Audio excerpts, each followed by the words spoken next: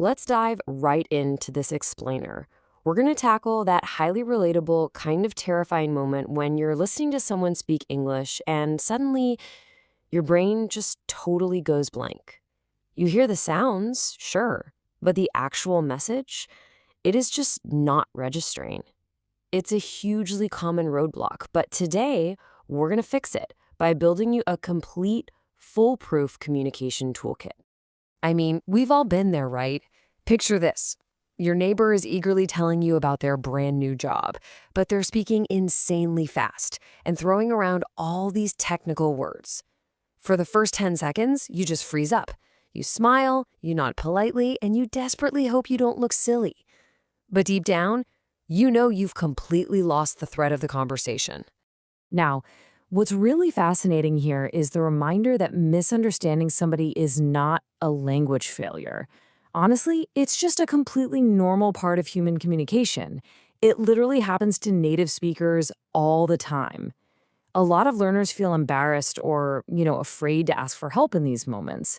But asking is actually how successful communication works.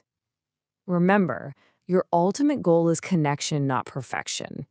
So to get you there, we're outfitting you with a comprehensive survival guide today. We'll be covering the daily life toolkit, the professional toolkit, the missing word hack, some crucial listening strategies, and finally, how to find the confidence to ask. All right, let's kick things off with number 1, the daily life toolkit, all about navigating those everyday, casual conversations. When confusion strikes, you basically have a core choice to make. Staying quiet and just guessing might feel safe. It protects your pride, right? But the reality is, it inevitably leads to mistakes and some pretty awkward moments. On the flip side, asking small questions does the exact opposite. It shows you're actively engaged, and it's what actually keeps the conversation alive. So the trick here is to have these punchy, super polite phrases locked and loaded. Say a busy barista quickly asks for here to go, and the rhythm completely throws you off. Just say, sorry, what does that mean? Or if a friend drops some casual slang like hang out or says they're starving, don't panic. Just ask, what is hang out? You absolutely do not need complex grammar in these moments. Short, simple, real-world English is exactly what you need. Moving right along to number 2, the professional toolkit for those higher stakes school and work situations. In an office or a classroom, misunderstanding instructions can create real problems. But you can easily check your understanding without needing some long, perfectly grammatical explanation. If your manager says, send files and copy finance, and you aren't exactly sure what copy means in that context, simply ask, do you mean send the files to the finance team too? Bam! You've addressed this specific point of confusion immediately. And you don't always have to ask direct questions. You can use this highly effective technique called confirming. This is simply where you repeat what you just heard back to the speaker, but in your own words. So saying something like, so the deadline is tomorrow, right? Gives the speaker a quick chance to say yes or no. That alone prevents small but potentially very expensive workplace mistakes before they ever happen. You'll definitely want to use targeted phrases to clarify vague instructions. For instance, if a coworker says they need something soon, well, what does that actually mean? 1 hour? 1 week? Just asking, when is this due? Clears it up instantly. And one of the absolutely best tricks is simply asking, can you give an example? It's a brilliant way to instantly make abstract, confusing instructions totally concrete and easy to grasp. Okay, on to number 3, the missing word hack. These are your go-to strategies for when vocabulary goes missing. We've all been there. You know exactly what you want to say, but the word just vanishes. Instead of panicking and stopping the conversation dead in its tracks, just follow this logical 2-step procedure. Step 1, name the broad category. Step 2, explain its function. So if you completely forget the word microwave, you don't need to freeze. Just say it's a kitchen machine, that's your category, that heats food fast, and that's your function. It is incredibly effective.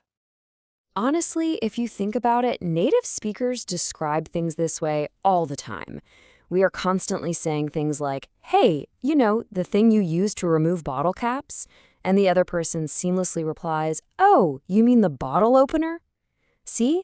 This proves you absolutely do not need vocabulary perfection to communicate your ideas clearly and successfully. Next up, number 4, listening strategies, focusing on processing speed and clarity. Now, there is a major trap a lot of learners fall into here. When you ask someone to repeat themselves, their natural instinct is almost always to just raise their voice and speak louder, which doesn't actually help you at all.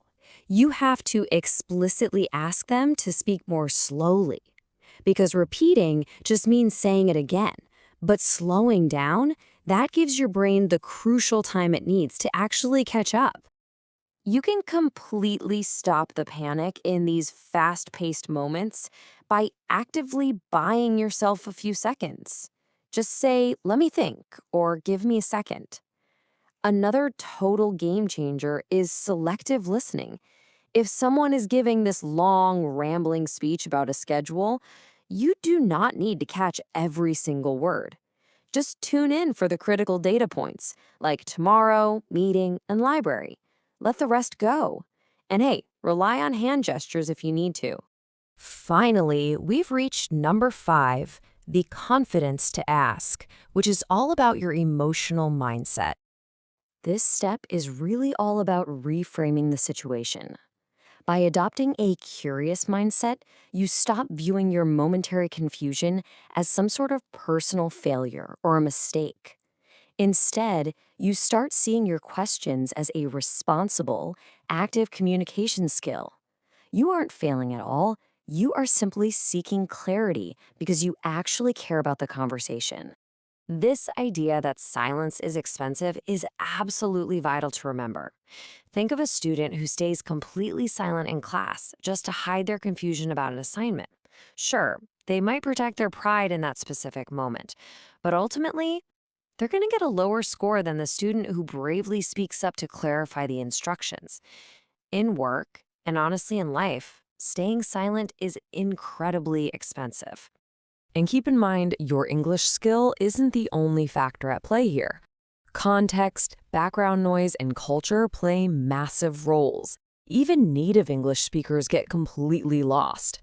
The source material actually highlights this great story of a native speaker traveling to Scotland, and they struggled to understand the heavy local accents for the first 2 solid days.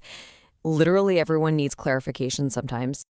So as you walk away today, equipped with this brand new communication toolkit, I want you to reflect on this. What did you do the last time you didn't understand someone? Did you just smile and nod, or did you speak up? More importantly, how are you going to handle your next blank brain moment? Are you going to let silence cost you the connection? Or will you use these tools to step in, ask the question, and keep the conversation brilliantly alive? It's your choice.